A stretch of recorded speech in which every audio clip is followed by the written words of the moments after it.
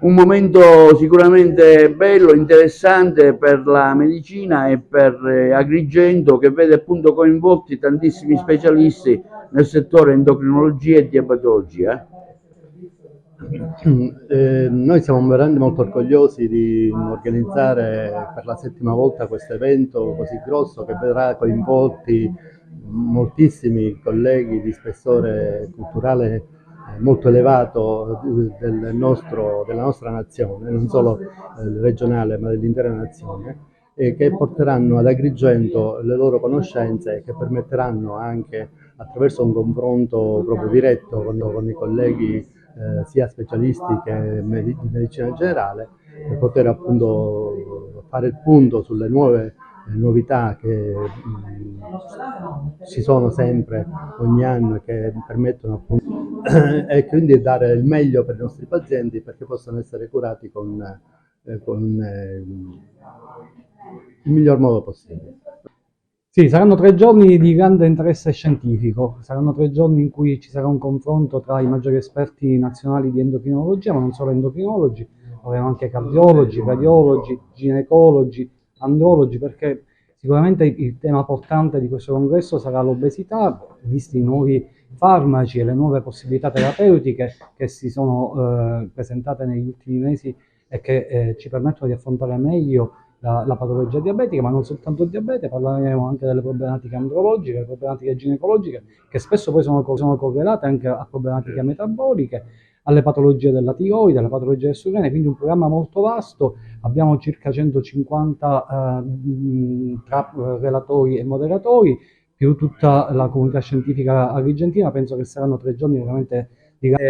come ogni anno aspettiamo con ansia, diciamo così, questo congresso organizzato dal dottore Russo, in quanto è sotto gli occhi di tutti che la popolazione italiana sta invecchiando e con l'aumentare dell'età diciamo che aumentano pure le cronicità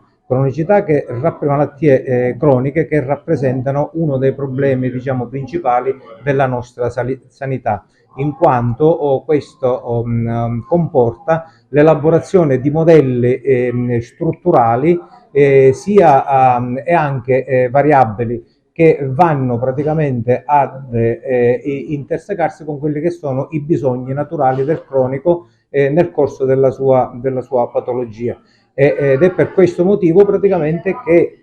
noi siamo stati e siamo in campo e non solo noi, ma tutto questo noi lo possiamo ottenere dei buoni risultati grazie all'interazione tra territorio ed ospedale e medicina generale. La medicina generale che come tutti sappiamo sono dei presidi di sanità che capillarmente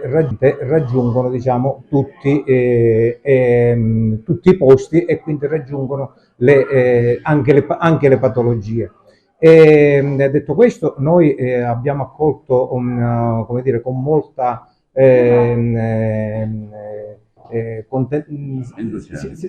siamo entusiasti di questo evento perché è un motivo di confronto ed è un modo di come dire, portare avanti quelle che sono le nostre problematiche di concerto con gli specialisti anche ambulatoriali. Dottor Leonardo Russo, lei è un po' il motore di questa iniziativa. Avete detto in conferenza stampa che da diversi mesi che ci lavorate e che sicuramente quest'anno sarà un evento particolare rispetto alle precedenti iniziative.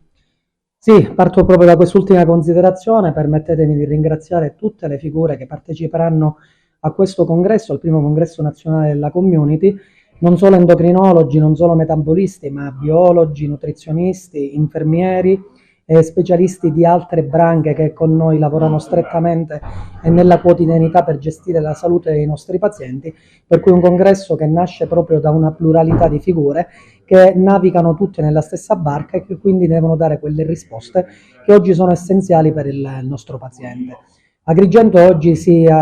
porta alla ribalta di un percorso nazionale dove chiaramente ci saranno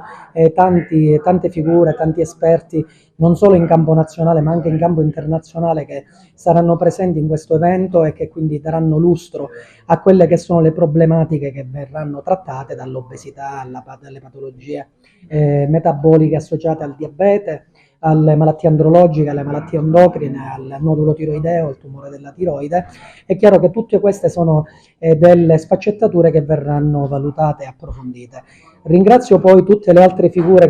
che ci hanno permesso di organizzare dei corsi di formazione, dagli infermieri ai podologi, che hanno organizzato un evento formativo per ciò che concerne il piede diabetico, i radiologi con cui noi abbiamo organizzato un evento di diagnostica ecografica del collo, tutti gli esperti che si occupano di tecnologie specialmente nel diabete di tipo 1, i biologi nutrizionisti e i colleghi che si occupano di nutrizione per tutti quei pazienti che hanno necessità di un supporto e che hanno delle pluripatologie che necessitano quindi di un inquadramento. Allora, le novità sono che con il DM77, con l'applicazione di quelle che sono le nuove regole, le nuove norme, la sanità sta subendo una rivoluzione epocale, effettivamente. Agrigento sta vedendo in questo momento la prima casa della comunità provinciale, è stata una delle prime della regione Sicilia, forse è stata la prima dove abbiamo avuto il vero inserimento dei medici di medicina generale in collaborazione con gli specialisti. Questo percorso ci sta portando a cercare di attivare dei nuovi percorsi, per l'appunto, che consentono di monitorare meglio e in tempo reale i pazienti con le patologie croniche obiettive. Stiamo lavorando per attivare la telemedicina anche per il diabete, siamo già in itinere per la telemedicina per le patologie cardiologiche, ma quella per il diabete, che copre una maggiore fetta della popolazione, sta subendo una evoluzione, anche questa che sarà epocale. Utilizzeremo una piattaforma che ci consentirà un monitoraggio costante e continuo in tempo reale, ma di cui parleremo meglio in seguito quando sarà realmente fattiva. Ecco, il ruolo dell'OPI in questa iniziativa. Ma sicuramente il ruolo dell'infermiere all'interno di questa tematica, che è la diabetologia di tipo 1 e tipo 2, è essenziale. È stato detto già precedentemente che il territorio sta evolvendo sotto un punto di vista assistenziale e l'infermiere di famiglia in questo caso diventa un ruolo fondamentale. Sindaco, un convegno sicuramente di altissimo livello medico-scientifico dove partecipano oltre 150 medici, qui ad Agrigento anche in occasione di 2025. Sì, è un grande convegno medico nato circa un anno fa in un pranzo con il dottore Russo, il dottore Montalto e il dottore Galluzzo. Hanno voluto fortemente che si incastonasse nel programma di Agrigento 2025, perché si parla di cultura a 360 gradi, ci saranno tantissime specialità che collaboreranno per l'interesse del paziente che non è soltanto solo lui il centro dell'attenzione, ma anche una sfera familiare o chi comunque ruota attorno a una tipologia di patologia che spesso sono delle patologie sociali. Ringrazio gli organizzatori. Come ho detto poco fa, questo è un grande evento che dal punto di vista turistico e culturale può essere anche interessante dal punto di vista economico per la nostra città. Oggi la presentazione di questo convegno è un momento sicuramente da un punto di vista medico particolarmente importante per la nostra città. È importante perché è un convegno di levatura alta, dove ci sono tanti professionisti eccellenti che daranno e porteranno le ultime acquisizioni nei termini scientifici per quanto riguarda il diabete, per quanto riguarda le tireopatie, per quanto riguarda l'andrologia. E quindi grazie a questi quei colleghi endocrinologi, ai dottori Filippo Montalto, a Giovanni Galluzzo e a Leo Russo, per avere sempre organizzato questi